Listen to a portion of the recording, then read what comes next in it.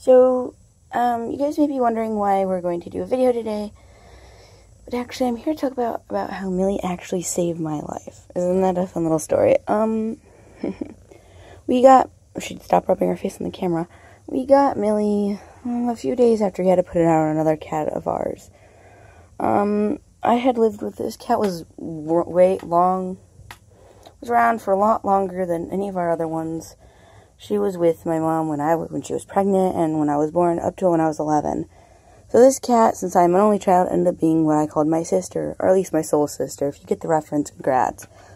We ended up having to put her down because she was going senile and she couldn't control her bladder anymore and all kinds of fun little things. And, we had to put her down, and it was really sad. And of course, Bella was around, so that was her mom. And we noticed the change in Bella immediately. She was depressed. She wasn't herself. And we were like, maybe we should go get a cat. But that entire week, we weren't able to because the pet shelters weren't actually open, and it was not very fun. But eventually, my mom found a way. She was like during the school day, they pulled me out. Maybe around the last period of the day so we could go to the pet shelter. We weren't actually planning on getting a cat. We were going to look and see if we could find one. We go there. Of course, we're looking for maybe like a kitten so we can have them longer. We, of course, did visit the senior cats. Of course, they were awesome. And we went with a first cat. Cat was more interested in the outside than us. Then Mom found Millie, aka Liberty at the time. Yeah, that was her name at the shelter. Little Liberty was very sweet and wanted my mom's attention, and a lady took her out of the cage and gave her to my mom, and immediately she did something that we both recognized as something that the other cat would do. She gave us what we called a kitty kiss, which is basically where they put their nose on yours. And it was kind of cute, and she also crossed her little paws in the front, which was we put ladylike for the other cat that we had put down. And it was something we thought was a sign. And so we went. They didn't have any meet the animal room, so they ended up putting us in their conference room. And the only things I could find in there that I could be able to play with this kitten with was a red pen and a small little box. So that's a thing with Millie's weird fascination with pens and other items is because of this little thing that we did. I know this isn't a red pen, Millie, but it is a thing. She's too bored. She doesn't want to. Yeah, but she'll play with my pencils and stuff when I'm around. And because after Sasha died, that was actually like losing my sister, and it was extremely hard, and I actually was at the point of I could have almost committed suicide, and it was extremely difficult. And then we decided that this was going to be our cat, and what are you stuck in it? What are you doing? But yeah. First thing happened when we brought this little girl home was that Bella took one sniff at her carrier and was like, nope, and hissed. Oh, don't knock that off. If you knock that off, I'm not going to be able to get it back. And, we ended up having to keep Millie in my parents' room, and one day I decided I want to bring her into mine. She eventually actually would spend the day in my parents' room and the night in mine. Because, she liked sleeping beside me in this small little, pan, and, yeah, and then she used to love sleeping in there, and then eventually I remember the day that first time she slept beside me like this, I had a dream about the previous cat, and I was able to emotionally a little bit heal, and then ever since then, she actually has been sleeping beside me, and she's put up with my crap, and she's been one of the best cats I could have asked for, and she's been a huge help to Bella and all kinds of little things, and despite her unusual behaviors at sometimes. She's an awesome cat. What are you doing? What are you doing? But, she has grown attached to me, mostly, even though it's supposed to be my mom's cat, since Sasha was my mom's cat. She grew attached to me maybe because she could sense how I was emotionally, or maybe something like that. But I think she mostly got attached to me because I would play with her a lot, and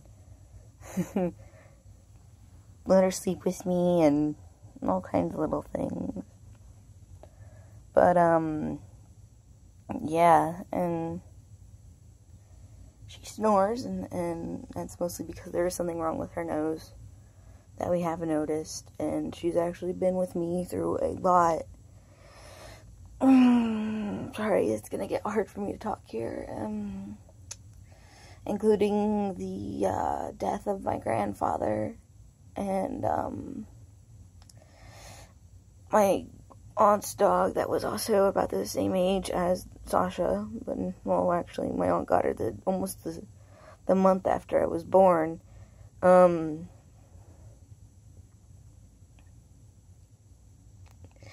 happened almost a week apart, and